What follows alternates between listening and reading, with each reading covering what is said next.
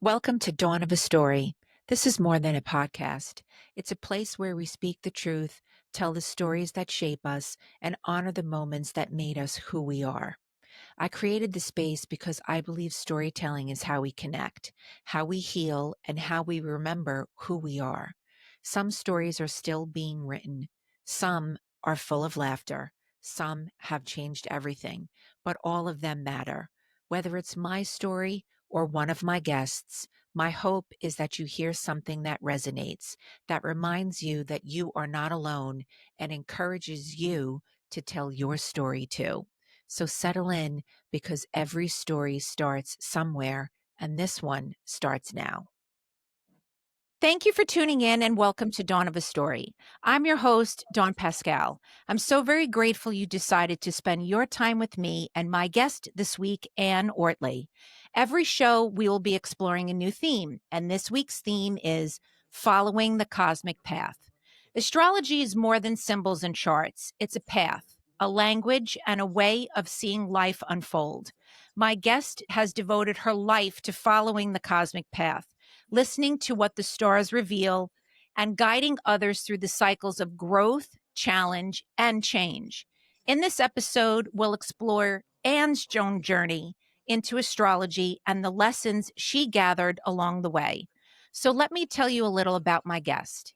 Anne Ortelee is a highly respected astrologer based in New York City, whose passion for astrology began in 1994 and grew into a lifelong pursuit of cosmic insight. Certified by all major U.S. astrology organizations, NCGR as Level 3 astrologer, professional member of the American Federation of Astrologers, ESAR, and OPA, she brings both rigor and intuition to her practice.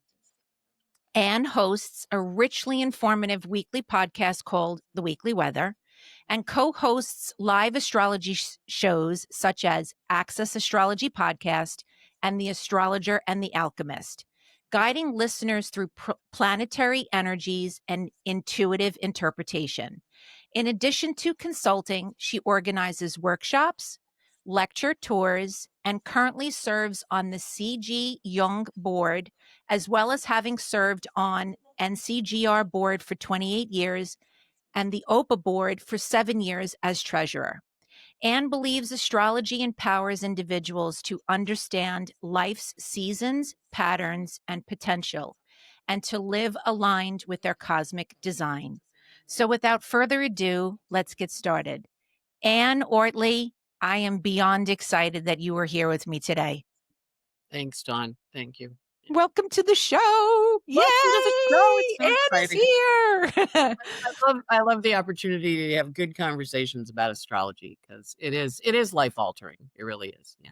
It is, It absolutely. is. Mhm, So, mhm, Anne, mhm. take us back to the beginning. What first drew you to astrology, and what was the moment when you knew it would become your life's work? Well, it was back in 1993. I was having a Pluto transit, and my partner of 14 and a half years met somebody else, and she was actually born the day after him. And he was born on my prenatal eclipse, which means we had a past life together. So when I Mhm. met him, I went like, "Oh, yeah." And it kind of shifted my career at that point into computers. At that point, I was working in insurance and I went to work in computers. And then, you know, we dated, we worked together, whatever, 14 and a half years later. And so when I broke up with him, when you end, and everybody's seen this, when things end in your life, new things come in. Mm. And so in my case, a bunch of women came in and they were all like, well, you're at this crossroads. You should go have an astrology reading. And I'm kind of like, what's an astrology reading? And why would I pay $150 for it? Right. And I'm a Virgo, we're a little cheap. And they were like, no, no, no, you should go, you should go. And so they were very interesting women, very diverse in terms of their backgrounds. And I went for a reading on a Friday in June in 1994. So I'd broken up with him April 1st, 1993. So it was about a year and a smidgy, right? Mhm. Um, And I'm in this reading, and at that point, Saturn's not on my ascendant anymore. It's on my moon. So for people that don't know astrology, that's not going to mean anything. But Saturn to the ascendant, you get born again, sort of like you're thrown on the ground in my case. And at one point, my astrology teacher said, "So what was it like when Saturn went across your?" So it was like a truck ran into my living room and ran me over. Right. And then it was on my moon, which is emotional, right? And I have the moon in the first house in Pisces. So I go to this reading and I'm a corporate girl. I don't really cry. I burst into tears. And, about halfway through the reading, I said, there was this guy. And he goes, "What was his birthday?" And he picks up this ephemeris, which is a book of numbers, Mhm. which is where all the planetary positions are in the sky on any day in the year, in this century. And he opens to this birthday and then he starts talking about him. Now, I was in sales in my career in computers, and I could read upside down. They taught you how to do that. So Mhm. you'd read the executive stuff on their desk. So I'm looking and going, he's looking at a book of numbers. And whoa, what was that? The guy was a Cancer. So he went into all this stuff about his mother issues, kind of blew me away. And he goes, "And didn't you break up with him 7 years ago?" Classic Saturn square. I said, "Well, yeah." He goes, "You should have stayed broken up." And Wow. I'm, and all my friends, when I broke up with him, they all hated him. So when I went back with him, I didn't tell anybody. I just did it on the down low, right? So I was blown away. And that weekend, the women that had told me to go get an astrology reading, we were going up to one of them had a country house. We were going to the house. And they were like, "Can we listen to your tape?" I'm like, "Hell no." And one of them said, I said, "How did he do that?" She goes, "Well, he teaches it." I'm like, "He teaches it?" She's like, "Yeah." But at any rate, so he said, "I'm teaching a beginner class starting in the fall." And I went and sat on his couch. It was right after my birthday. My birthday is September 11th, and it was Monday night. And I sat on that couch for 2.5 years and learned basic astrology he's a brilliant astrologer. His name is John Marcusella. He's down on 19th Street. And so anyway, I said I loved it. And then I got to, like, this is our user manual. We should all learn our astrology charts. I mean, like, why don't we learn it in first grade, like math and reading? Mhm. And when I said to my dad, I think I want to become an astrologer full time, he said, "I want my college tuition money back." And I said, "Well, write the school because you didn't give it to me. You gave it to the Right. college." Right. Right. And, whatever. So then I worked on building the practice over time in reading. And then I got recruited because of the IT background. So I took a job with Pepsi, flew all over the country. Last big expense account. It was great. Got to see the world. And then at night I would go back to my room and I would read my astrology books. And then when we finished Y2K, I'm like, okay, now I'm going to go be an astrologer, but I'm still a little wimpy. So my office blew up on 9/11. It was 2 blocks from the Trade Right. Center. And that was okay, that's 7 years after I started on John's couch in 94. And it's the Saturn Square, and you can't really go back to your office anymore. And you don't want to do it anyway. So go Right. just get a backbone and go be an astrologer. So that was how I transitioned. Yeah. I mean, it's such an amazing story. Did you Mhm. ever think that? No, Okay. no, no idea. I mean, when I was little, I wanted to be a priest. And they said girls can't be priests. And I'm like, I'm not going to be a nun. And I do have Sag on the midheaven. So I was always interested in theology and philosophy and psychology. I didn't want to be a therapist. But I was always interested in human beings and how they worked. And Right. I loved reading and learning and history and all these different categories of knowledge. So the Sag midheaven is kind of a preacher. So I'm not a priest, I'm a preacher of your path, your chart, your Right. purpose, and a teacher. Sagittarius is teaching, and that's probably one of my favorite things. I have great, great, great grandchildren at this point, that I've made baby astrologers and they've grown up and made baby so I got Wow. 4 levels of great. Well, my book publisher goes to me, "Your great, great, great grandchild has written a book. When are you doing yours, Anne?" And I'm like, "Yeah, I don't have time to, all right, I promise I promise, but it's just life gets in the way. So, So what did you learn about yourself as your chart unfolded for yeah. you? What did Hmm. you learn about yourself like, "Oh yeah, hey, I've always was that way," or, "Oh wow, maybe I can learn to be a different way because my chart supports that." Well, both. I think there's 2 parts to that question. Mhm. So I consider John my astrological father, but he's a Capricorn Aquarius, Capricorn moon, right? Capricorn sun, Capricorn moon, Mercury. So he's very fixed. This is the chart. This is what it is. This is your natal potential. And I remember at one point going, well, and then there's this, and then there's that, and then there's this, and then there's that, and then there's that. And he went, right. And I went, oh, but then you're stuck, right? Yeah. So I was kind of like, it can't just be you're stuck. But what happens is we get in ruts, we get in routes, we get in certain routines. We are creatures of habit, right? And so then I got an astrological mother whose name was Eileen McCabe, who's a Gemini Sag, Moon Pluto in Leo, but Gemini Sag. So what's the optimism? What's the karma? Why are you doing that? So that kind of got me into the karma stuff. Like, why is your chart set up the way it is? And then, and as you study more, I mean, I've studied many different systems. So I spent 7 or 8 years studying Vedic intensely. I mean, I don't practice it. It's not my natural language. I did, it was called cosmobiology, but now it's called Christian renamed it symmetrical astrology, vibrational astrology with David Cochran, Santino Mancuso. He's got a new name now. Horary with Deb Holding in School of Traditional, and just really a love of the branches of astrology. And every time you do that, you learn new things. The other part of it was when you do astrology well, and you really understand the depths of the planet is going to behave in different ways in different signs.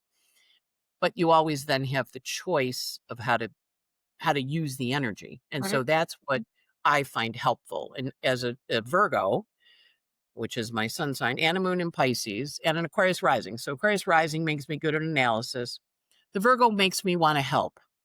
And the moon in Pisces makes me want to hold the places that are hurt in a compassionate way so that the person can feel seen, but also that they can understand that they have choice in how to deal with the energies are coming. You're going to have the transits, they're going to be there, but then how do you deal with them? How do you show up with them? Right. So around the same time I was really getting interested in astrology, a really good friend of mine's brother dropped dead of aortic aneurysm. And I was devastating. He was 35. It was a couple days before his 36th birthday. And, it was a cadre of women that were her friends. My friend, she was my roommate here in New York. And I said to Rita, I don't know what to do. I don't know what. She goes, Ann, there's nothing to be done. What we do is we show up. We show up for them. We show up for her. We show up for her her parents. That's what we can do. And I'm like, okay. And so that showing up message combined with, like, sometimes the transits are really hard and it's going to be a difficult experience, but we can show up for each other. And in that showing up, bring that compassion and the empathy and the caring. And, maybe there's another way to do it. Right. Or maybe there's another choice. Maybe there's another way. Just tweak it a little, because Virgos are tweakers. Just tweak it a little and make it a little more garlic in the sauce, little more cream. I have cookbooks and I make the original recipe, and then I write, needs a little more water, needs a little more cream, less onions. Right. That tweaking part, which is what I love about astrology, where it's not just what I learned initially was, this is it, your natal potential is all you have. And then, like, what's your karma, what's your purpose? So as I was graduating and going through the class, John was teaching relationships astrology. And I have a Venus-Saturn conjunction in my chart, which is considered an afflicted Venus. And so I'm arguing with him in class, because he's like, you're going to like attracts like, which is what your mother always told you, Right. your good friends, your bad friends. And I'm like arguing with him a little. He goes, okay, so Anne's had a lot of therapy. So she's not going to attract people with Venus-Saturn aspects, but the rest of your clients are gonna. And I was like, okay, all right, because I want to make it better, right? Or I want to give you the option to improve. And I want to say, yeah, it's an affliction, but it's an affliction you can learn to work with, right? And how do you work with it? And of course, I had read Liz Green's Saturn book, New Look at an Old Devil, and I highlighted it, and I brought it into a therapist that I worked with. We were doing a trade. She was going to do her doctorate, and I was going to give her 10 hours of computer support for her SPSS. She was going to give me 10 hours working on my Venus-Saturn aspect. It was a trade, and she read the book, and she brought it back and said, read the white parts, because I'd highlighted all the problems. And I went and read the white parts, and the white parts are you have to ask for it, even though it Wow. makes you go, "Ooh," and so that's what I try and do is this is the aspect. This is how it feels, but this is how you can work with it. It's going to make you go, but you're going to be okay. You're not going to die. You're going to do it. You'll be okay, Right. and be a Jiminy Cricket really for my clients. Wow. Yeah. So So that's kind of how I practice astrology. No, I mean, it's amazing. And for our viewers and listeners that don't know, I have been fortunate to have several readings by Anne in addition to listening to her podcast for well over 10 years. So you've been a guiding force, though you may not have known it all of those years that I didn't know you previously, right before getting readings. You really do provide such a foundation and just guidance, right? Sometimes you just want somebody to tell you, yeah, you know what, things are pretty hectic right now. You're not the only one feeling this, everybody is. And then whatever it is, just please be cognizant that everybody else might be banging into walls like you are, or maybe you show up and you provide a little bit more sympathy or empathy for somebody else because they're going through the same thing that you are, or you don't know what they're going through, or and so on and so on. And that's the thing that Rita had said is there's nothing to be done. We just show up. Right, And it took away my anxiety. Like, what can I do you can't do anything. You can right, show up. And that I think is where we are uniquely human. And the beauty of astrology is it shows up for us and it says, this is what's happening. Now, what do you want to do about it? And the other part that I like about it is it tells you when it's going to be over. right. So people find that very helpful. Like, well, you're going through this now. This is when it's going to peak. It's kind of like giving birth, right? Sure.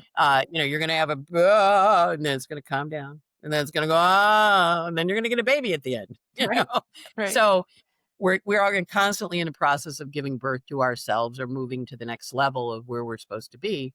And so the astrology chart, the moment you're born, casts a chart, but then it ripens over time and you watch it ripen and you watch people shift and you watch them change into a new version of who they are. And so the chart shows you turning points, but it also shows you what's coming. And also you can help people plan on it. And I remember one guy, he owned a restaurant chain. He opened it, I believe, in a restaurant in Maryland, and he got sued by the employees. And mm, he was pissed because he was a Sag, very generous boss, felt he was really good. And I'm like, oh, it's going to cost you. It's going to cost you. But there's a present at the end. When you have a Pluto transit, there's always a present. To me, the astrology was a present. I didn't see it that at the time, but when I look back. And so in his case, he did cost him a couple $1 million, but he got a really big present at the end. And he said, I kept holding out for the present, Anne. wow, And one of the presents was some of the people didn't take the money. And the other present was, a very nice present. But the one that made him feel better was some of the people that had been recruited didn't take the settlement money. right, So, yeah. right, So it's also, it gives you an opportunity to work with people and help them see, how things are working in their lives and also timing for it. And also, more importantly, when it's going to lift. Because if you're not going to be in that space forever, right, that gives you something to go forward to. right. I'm a big proponent when you're having a hard transit of reading Viktor Frankl's Man's Search for Meaning, which I read in high school and I reread probably every 2 years or so. He was a therapist, a psychiatrist in the concentration camps, and he watched how people coped with being in that kind of situation and what they did to get through it or not. And I found it very helpful, and I found that concept of this is when it's, and that's one of the beauties of astrology. It tells you when it's finished, Right. when that transition is over. So, yeah. So what was some of the Being a little long-winded here, No, I Dawn. love So, it. No, no, no, no, no, no, never so long-winded. never This is long-winded. we're talking, this is Okay. great. All right. No, this is absolutely perfect. So what challenges did you face as you were sort of stepping into this new calling? Well, I wanted credentials. So as you mentioned, I'm certified by the other organizations. And to that point, John, again, my astrology teacher, Mhm. was instrumental because I was thinking, oh, I need to go back to school and get a master's in social work and counseling and da da da. Da. And so he says to me, so you're going to look at their chart. And you're going to see it's going to take about 2.5 years for them to get through it. I'm going, right. He goes, "You're gonna wanna sit there and listen to them whine for 2.5 years?" And I went, Mm, No." And then he went, "So what you're gonna say, it's gonna take about 2.5 years, so go find a therapist and, I'll be your astrologer." right, right, And I went, "Okay." But then I still needed that credentialing. So what I did was I looked around at the different astrologers that I thought did a good job in the world by going to conferences and listening to them teach and how they dealt with astrology. And right, I looked to see what they had done and what certifications they had or what training they had, and I attempted to duplicate that. I'm a big proponent of it's not a path that hasn't been led through before. So find people that you respect and look right, at what they did to see how you can do it yourself, your version of it, of course. right, But so that was part of it was, do I actually know what I'm doing? And the first reading I had that was paid 95. I'd started studying in fall of 94. And John was like, you're doing brain surgery on your friends. Like, be careful here. And I'm like, brain surgery on my friends. Okay. He's been very good he's got a little Saturn on my moon there. But at any rate, I looked at the chart and I'm like, what is happening to your kids? wow, What is going on with the children here? And her husband had beaten up the daughter that morning. And I said, you got to protect the kids. And she was Italian. Father beat her mother. Her husband beat mm, her. Now he was beating the kids, but the kids now her age when she first started getting beaten. And that was a journey we went through. And I was her astrologer, and she got a divorce. And it was very hard, but it was also realizing, this is a practice that can really help people. If you see it, say it kind of thing. right, And also, being comfortable with like, well, what's going on here? And then somebody pops this story, and then you're like, well, you have to protect your child. sure. Right. I mean, you have that instinctual response, or I do anyway, in terms of like, okay, now let's figure out how to do it. Right. So yeah. I know and in having listening and following you for, for years, a decade plus, I know you talk and have mentioned very often how you pull in different books. The Yes. book that you mentioned earlier, I even bought it. It's on my shelf. Um, and also many Right. books, right, that you've mentioned Yes. throughout Mhm. your weekly weather and your Patreon daily cup full of stars and so on. So how has the practice evolved for you? So I know you pull in a lot from the outside to sort of create a really very holistic picture for people to Yep. hear and to sort of use as guidance. So how has that evolved over the years for you? Well, I've always been a big reader. I was a reader as a little kid, and when after my mother passed and my dad and his new wife were breaking up the house, I ran into her stash of birthday cards that we'd given her. Mm. And the one I wrote when I was like a sophomore in high school was, "Thank you so much for the gift of reading, Oh, for teaching me how to read." And my mother had saved, and I gave the cards for my brother and sister to them. But like appreciating reading. And I often find it's a companion that allows us to it's not our story, but the books walk with us. mhm. So in my my one bedroom apartment here in New York, I have 14 and a half bookcases. Wow. So I have a library that has 7 bookcases in it, and then I have 3 in my room off the kitchen and a half a bookcase of cookbooks, and then I have 4 in my bedroom. Now I bought a place in Florida to retire to, so I'm starting down there now, right? Right. So what I do is when I find a book or an author or someone that really, appeals to me, or they offer something I think is valuable, I read it, and then if someone's showing that kind of problem or situation, I'll recommend books because it's a way of companioning when you need it, when you can't call anybody in the middle of the night, you can read the book, Right. right? And so that's part of it. So yeah, so I have a big self-help section. I was a psych major in college, so I have different theories of psychology, Skinner, Freud. I mean, I really identify with Jung because it's always about individuating and coming to your own purpose, which is really what your chart is. What are you going to grow into? What's your natal potential? And how do you work with it and nurture it? And then I have like a lot of astrology books. Yeah. And I do find, when I always like when I watch the TV And now we get to see people's houses and they have a whole bunch of bookcases behind them because I'm sitting there reading their books and trying to figure out what books they have. So Right, yeah, right. I love books. And I do have certain books for certain transits.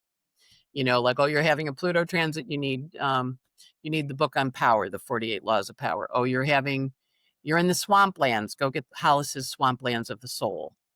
And on some of my postings on my website, I'll have, swamplands of the soul and the Mhm. different transits they are, because when we go into the swamplands, we need a guide. Wow. There's quicksand in there. And I think a little portable guide you can carry with you, and now you can put it on your cell phone too. Never be without it. True. And So I'm a very big reader.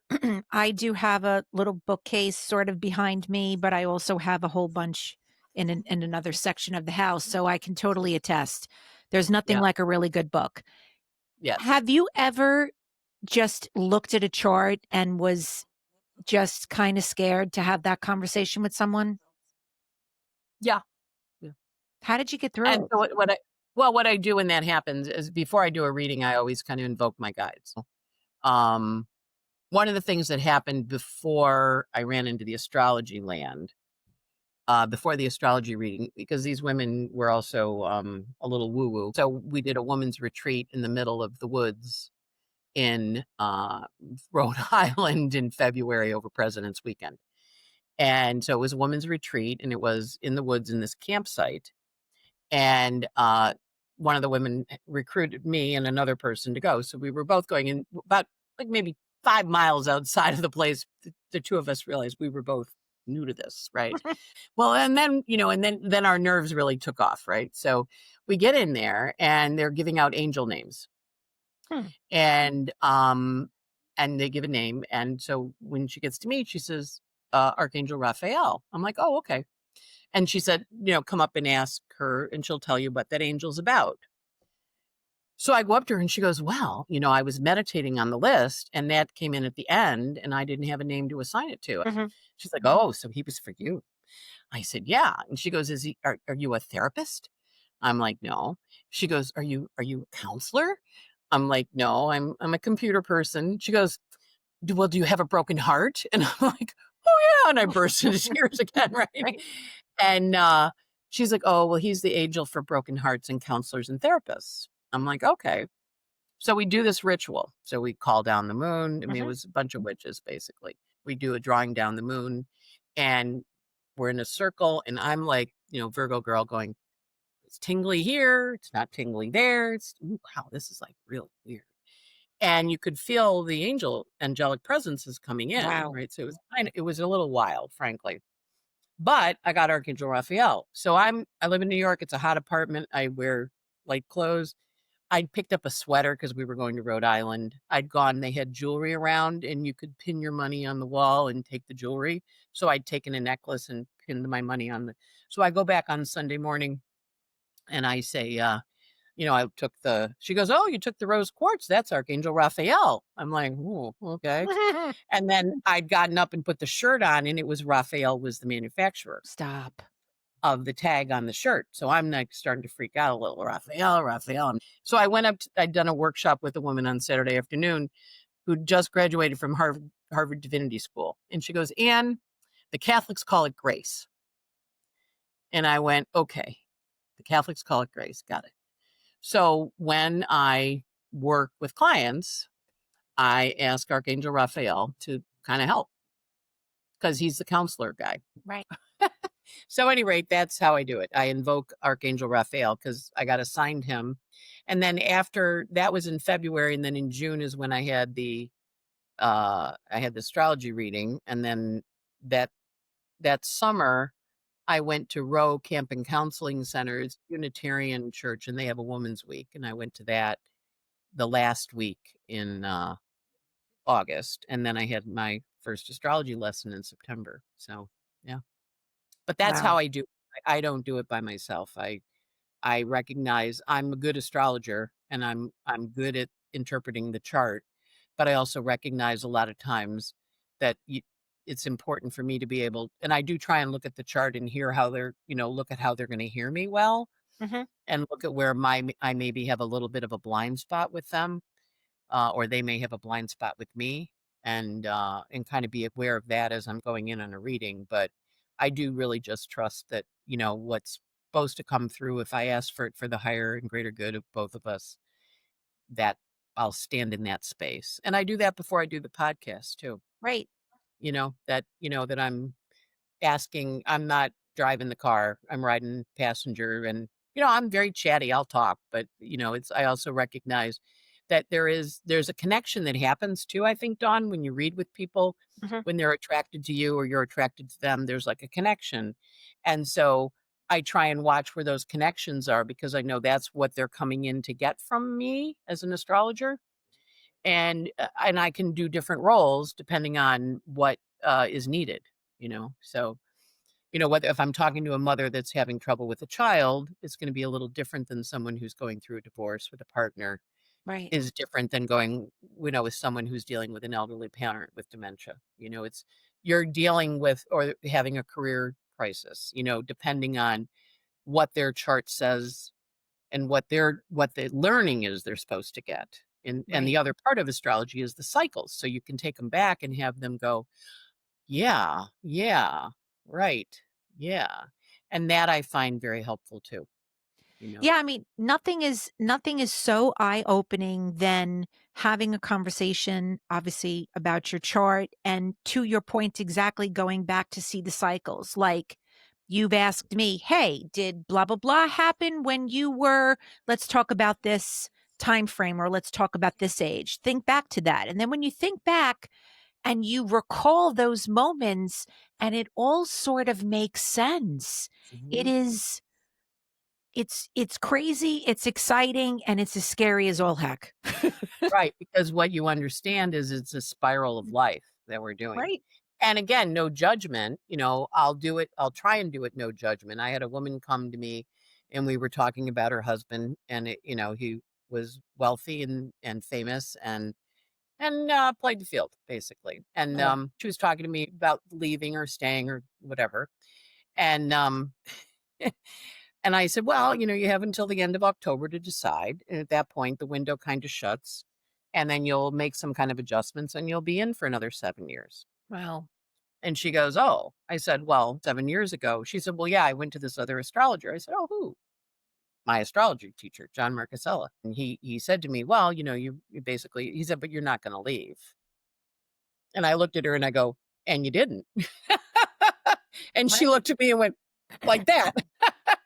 And I was like, I'm not trying to offend you. I mean, but that was the opening square and you didn't leave. And now you're here 14 years in, and you got kids and you know, and she didn't leave. And then Wow. 7 years later, she came back. And at this point, she had started to have a relationship external to the marriage. So Ugh. she was very happy, but they both were married and neither one were leaving. Right. So who knows? She may show up any day now because it's been the 30 years. Yeah. So at any rate, Wow. yeah. Yeah, was she looking for a different answer? No, she really liked the life. She liked the Okay. life. Yeah. She liked the life. And a lot of times, when they're the life, we call it golden handcuffs. Right. So, and she wasn't ready to go. Right. Right. And so he just said to her, you're not going to go. I'm like, well, you have until this period to make your decision. Right. So So what do you do for yourself if you feel and know that you're going through a crisis moment or a crisis time? How do you work through that? I go, of course, go to conferences and I listen to astrologers explain things. And when an astrologer explains something in a way I find really interesting or intriguing, I will often book a reading with them.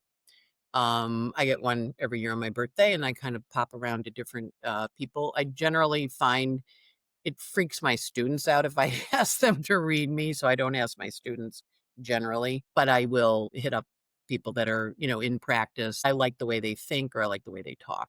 And so I do that. I have resources because I send people to them, Mhm. so if I'm having a thing where I'm feeling a little stuck, I've got a shaman. I have a person who does past life regressions around healing health matters. I sometimes will recommend to people, you need a past life regression. And sometimes I'll be like, all right, what the heck is this?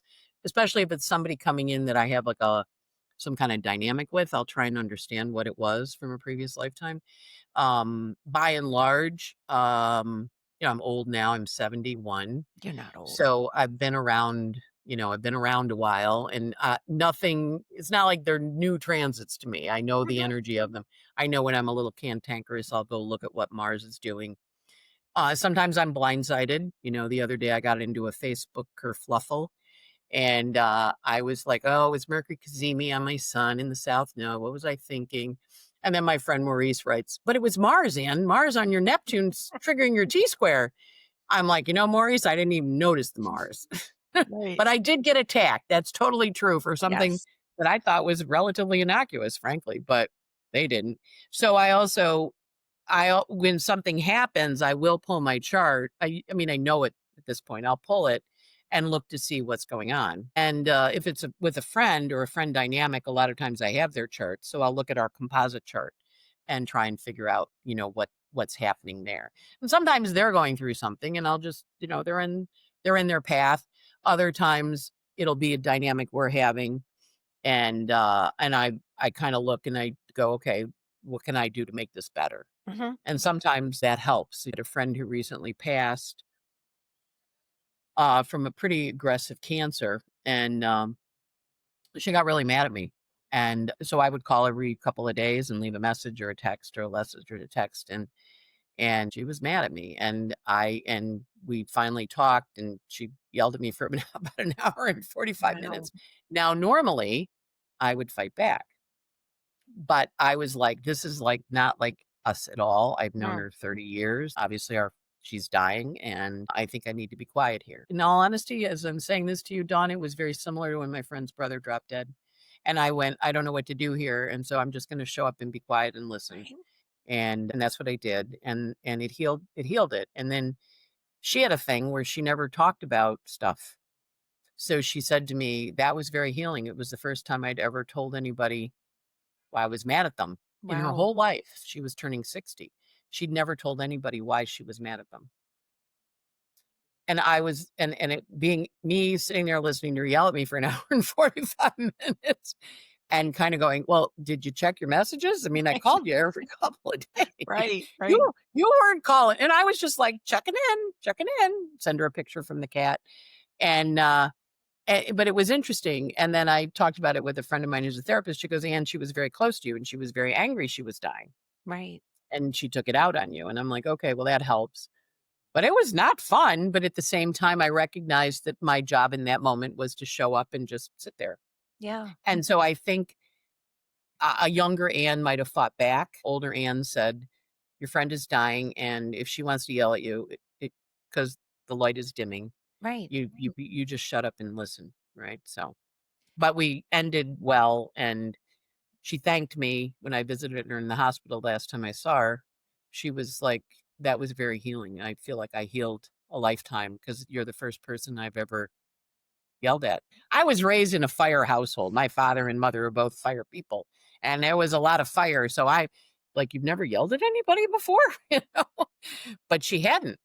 She hadn't, Well, just imagine keeping all of that in, knowing that you verbalize and she doesn't.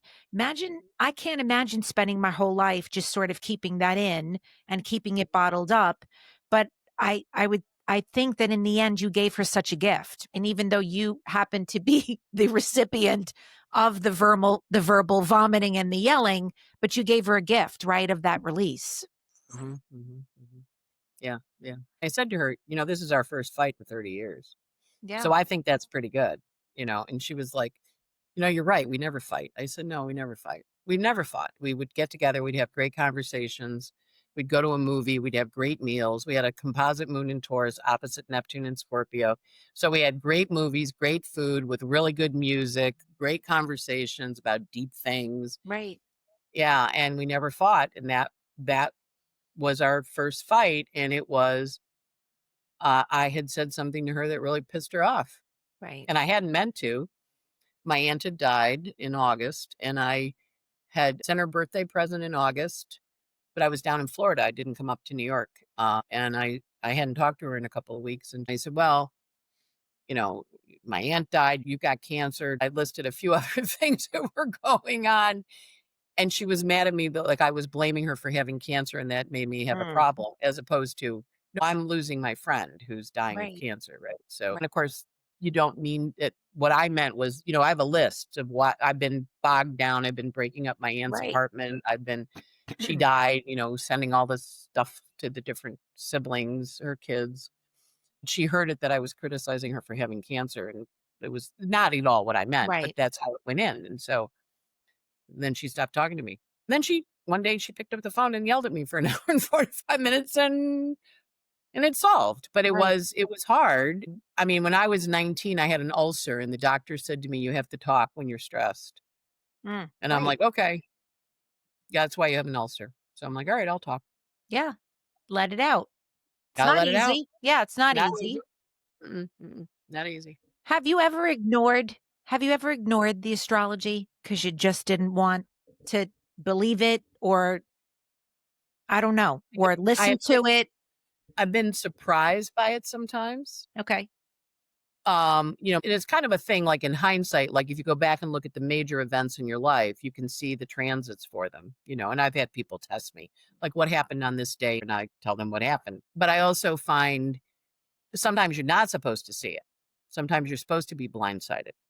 Hmm. And that's okay. It's a Neptune transit, or you're not supposed to see it, or you get the information, but you don't know what it is.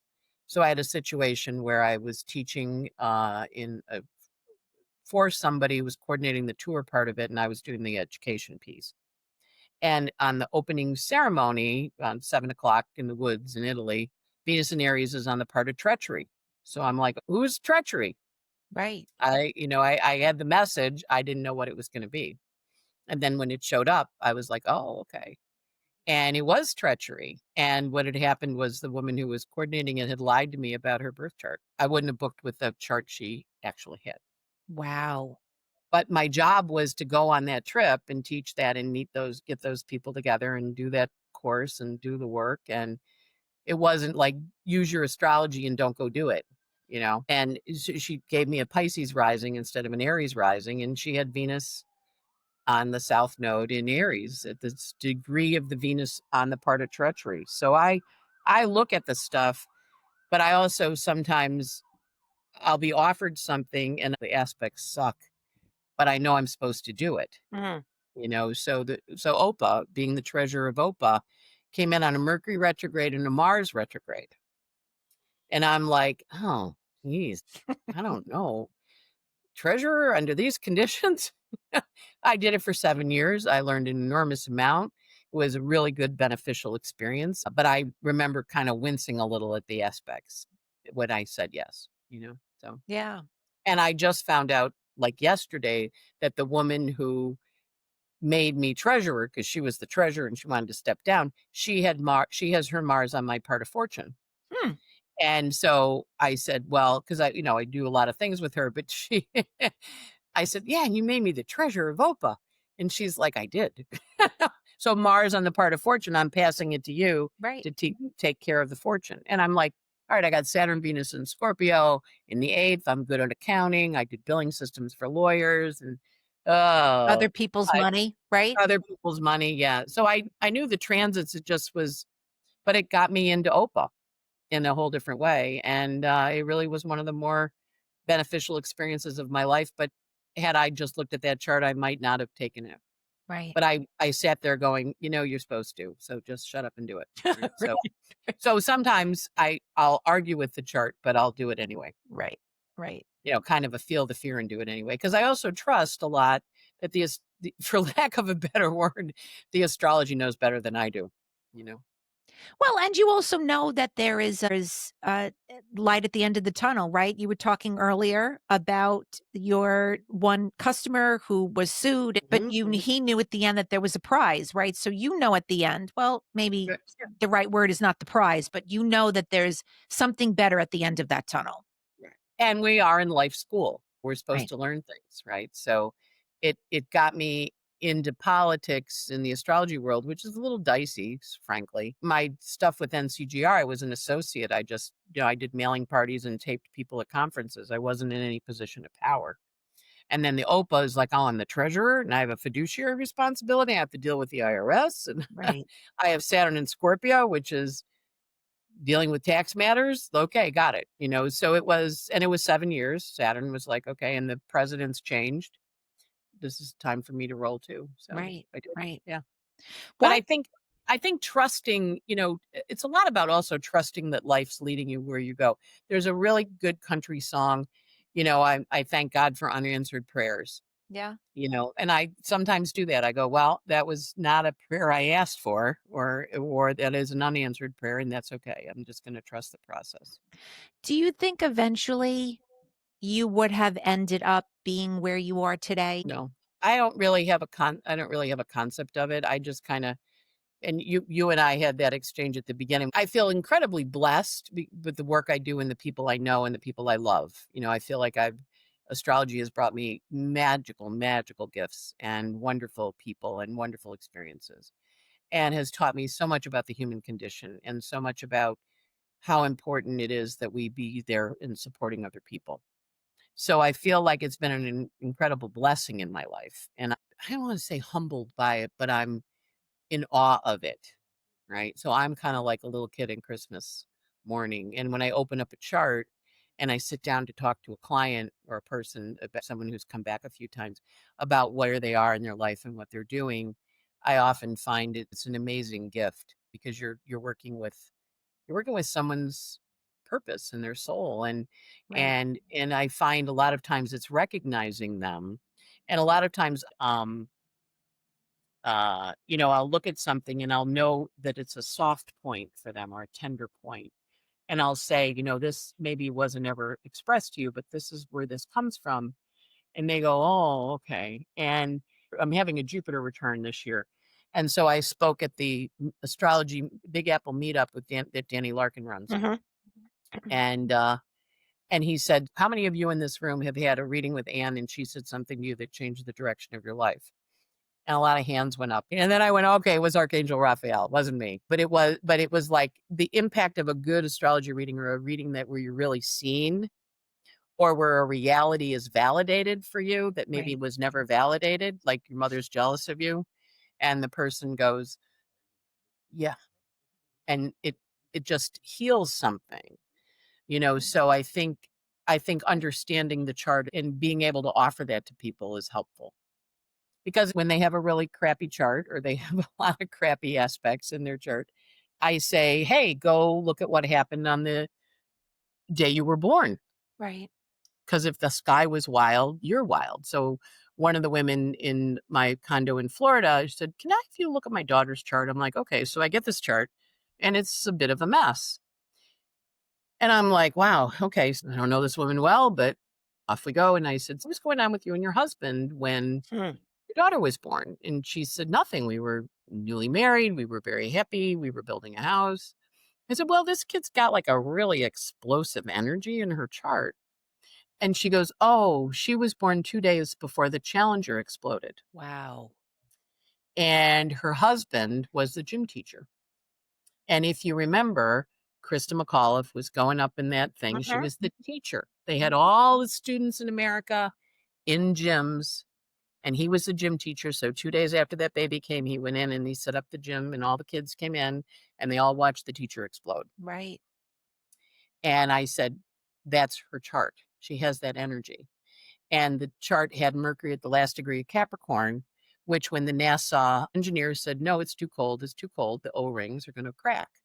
And they got overridden by the management because they were like, fuck this. The kids of America are waiting. So when they went to Congress, they took the gold O ring and they stuck it in a glass of ice water and it cracked. And the room went silent and NASA went back to bed. And and this kid, if she's not heard, she launches. Wow. She has that Mercury in Capricorn. Right. And so the mother was like, got it. Wow. And you could see her going click, click, click, click, click, click, click. But that kid had that energy in the chart when she's not heard or she mishears, because sometimes it's mishearing too. Sure. Yeah. And so it's like, oh, we can explain that. And the mother said to me, it made a world of difference in our relationship. I get it. Thank you. But it's her natal story. And I'll look at a chart sometimes and I'll go, you need to go look at what happened. So I have one client, her daughter was born on Black Hawk Down Wow. when those Wow. helicopters Wow. crashed. Wow. Yeah. And so she does her Black Hawk Down, and, it's hard to be with when she does it. But it's understanding that that's part of the child's incarnation story, is to come in with those aspects, which is where Eileen McCabe is helpful, because she goes, well, what's the karma there? And then you're not looking at it as a penalty. You're looking at it as a feature of the chart, because it is a purpose. You're here for a reason, a season, or a lifetime to do your Right. work. And so the chart shows us that. So, but I do sometimes go, all right, let me figure out how to say it. But I also trust the process. I had a palmistry teacher, Ellen Goldberg, who's great. And she said, when someone asks you for a reading, you do it, and just trust that you know the information that they need to hear, that the Right. universe knows where you are and they know to send them to you. So that's what I say to my students, like, just trust the process, that they're coming to you. And if you don't know, you say, I don't know, I'm gonna look it up, and you get back to them. Right. Yeah. Right. Well, Anne, I know we started out the conversation off camera, Mhm. and I'll say it again now on camera with everybody listening. I am ridiculously beyond honored and grateful that you were here having this conversation with me, and all of those years that you provided, unbeknownst to you, guidance Mhm. and support and structure and clarity as I was going through all of the iterations of my life, starting the new business, even with all of the evolution of the business, COVID happening in 2020, losing my parents. I know you know a lot of the story, closing the business and being here today. So I I can't thank you enough. I really can't. I can't. Yeah. Thank astrology. Yes. Well, I thank Yeah. astrology and I thank whatever events happened in your life for you to find astrology, for Right. you to be the gift that keeps on giving. That's how I'll say it. So Okay, that's good. before we go, Anne, I ask Mhm. every guest the same Okay. question Mhm. because I believe the stories we leave behind say so much about how we showed up in this world. So Yes. tell me, Anne, what's one story, big or small, that you hope people remember you for? Big or small story that they hope people remember me for? It's an interesting question. I think I'm gonna say that when someone was having a hard time, I stood by their side and helped, whether it was listening to them or testifying in court at their employment Mm. discrimination case, or I saw things, if I can help, let me help. So I think that would be what I would want to be remembered for, that I helped. That's been my story. And the story I'll tell with that was, I had a manager, Tony Colangelo, and we were in sales, and he said, I use you as an example in my classes I teach at Mm. the community college. And I said, really? What do you mean you use me as an example? He goes, well, I say to them, what do you do with a sales rep that isn't in it for the money? Hmm. And I said, oh. He goes, because you're not motivated by money. And I'm like, no, I'm motivated by helping people. Right. That's what makes me happy. And and he said, yeah, I tell him that you're motivated by making sure they're happy and you're helping them. I was going in for a sales job. One of my customers wanted a referral, or the new guy hiring me. So he called, and Tom said, well, what I like about it is she tells you you don't need it, and she won't sell it to you if you don't need it. And he came back to me and he said, you don't sell things to people they don't need. I said, I'm not going to sell it to them if they don't need it. They need it, I'll sell it to them. And he was like, really? And he was a money driven manager, right? Yeah. So Well, yeah. And then that's he also later, integrity. You have yeah. integrity. Well, he also said to me later, he goes, just do it and then beg forgiveness. Oh. I'm Mm-mm. like, really? That's how we work here? He goes, yes. I'm like, okay. So we were doing something. I said, Jim, I'm going to beg forgiveness. He goes, not with me. And I'm like, yeah, I know. So I think that would be what I want to be remembered for. Yeah.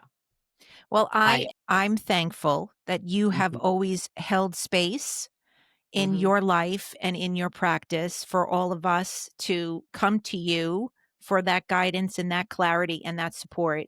And yes, you have helped me so many times and in so many ways throughout all of the years that I've been listening to you. So you are the gift. You're the gift that keeps on giving. You Thank absolutely you. are.